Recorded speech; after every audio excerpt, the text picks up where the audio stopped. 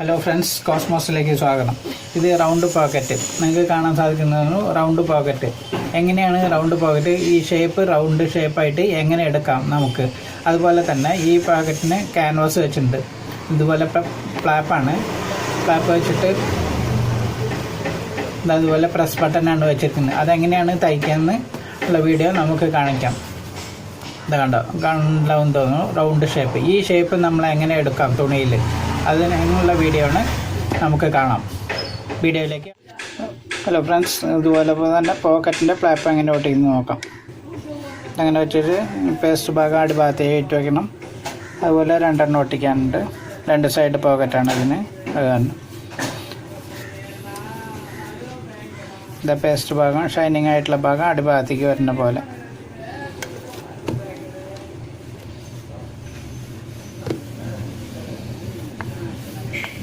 ആദ്യം ഇത് ഒട്ടിക്കുന്നതിനൊക്കെ മുന്നേ തുണി അയൺ ചെയ്യണം.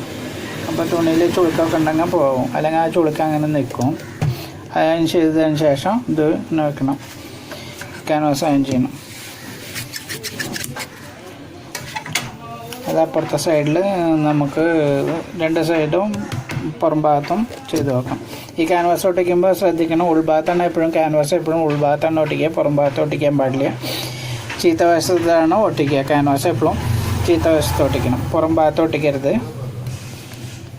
പുറം ഭാഗം ഈ നല്ല വശം പുറത്തേക്ക് വരും. ഇത് എങ്ങനെ തയ്ക്കേണ്ട വീഡിയോ നമുക്ക് നോക്കാം. ഫ്രണ്ട്സ്, ഇങ്ങനെയാണ് പോക്കറ്റ് തയ്ക്കുന്ന കൂട്ടം. ഇങ്ങനെ അട്ട വെട്ടി വെച്ചാൽ മതി. 5 ഇഞ്ച്, ഇത് 5 ഇഞ്ച് ലെങ്ത്ത്.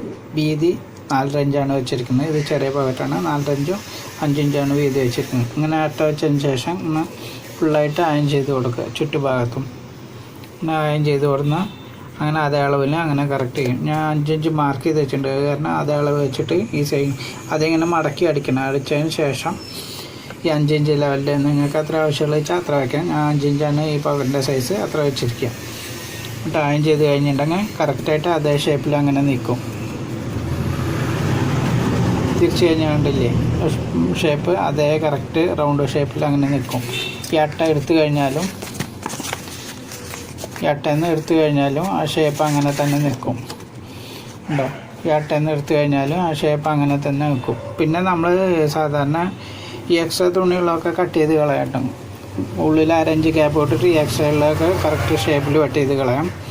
അതിന് ശേഷം സാധാരണ പോക്കറ്റ് തയ്ക്കുന്ന പോലെ തന്നെ ചുറ്റുഭാഗം തന്നെ ചെറിയ തയ്യലിട്ടിട്ട് അടിച്ചു കൊടുക്കണം. റൗണ്ട് ഷേപ്പ് കറക്റ്റായിട്ട് വരണം. ഇങ്ങനെയാണ് റൗണ്ട് ഷേപ്പ് നമ്മൾ എടുക്കുക. അതുപോലെ എന്ത് ഷേപ്പ് വേണമെങ്കിലും നമുക്ക് എടുക്കാൻ പറ്റും. വി ഷേപ്പൊക്കെ കയ്യിൽ മടക്കാൻ പറ്റും. അങ്ങനെ മടക്കാൻ ബുദ്ധിമുട്ടാണെങ്കിൽ ഇതുപോലെ അട്ടയിൽ കട്ട് ചെയ്തിട്ട്, ഇതുപോലെ ഒരു അട്ടയിൽ കട്ട് ചെയ്തിട്ട് വി ഷേപ്പ് പോലെയും നമുക്ക് കട്ട് കൊടുക്കുന്ന പോലെയും അങ്ങനെയൊക്കെ ചെയ്യാൻ പറ്റും.